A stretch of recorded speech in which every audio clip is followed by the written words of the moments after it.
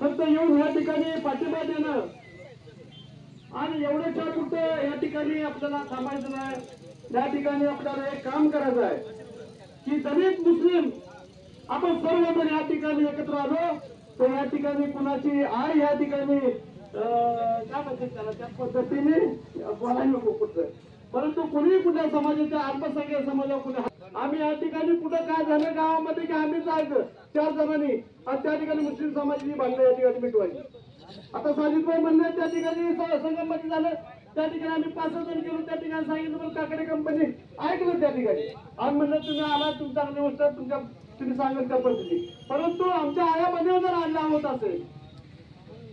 तर त्या ठिकाणी आपल्या मुस्लिम समाजाच्या सर्व कार्यकर्त्यांनी या ठिकाणी आपण गेलं पाहिजे, त्या ठिकाणी विचारलं पाहिजे।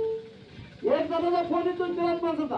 ती बी माणसं अशी की आपल्या मुस्लिम समाज नेत्यापाशी आलं पाहिजे, परंतु मुस्लिम समाज नेत्यापाशी नाही 3च नेत्यापाशी आले आणि त्यांनी सांगितलं साजिदभाई आम्हाला सांगितलं आणि त्या कुठलं वार्ता फोडण्याचं काम समाजावर आणण्यात आलं, त्या ठिकाणी थांबवण्याचं काम केलं।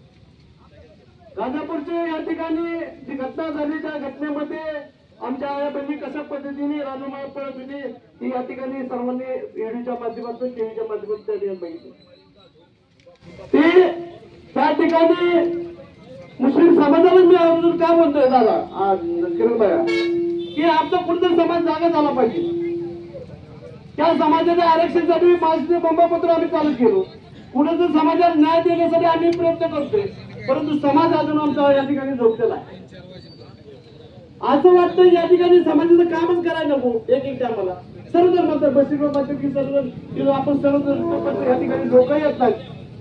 हे चूक आहे या ठिकाणी।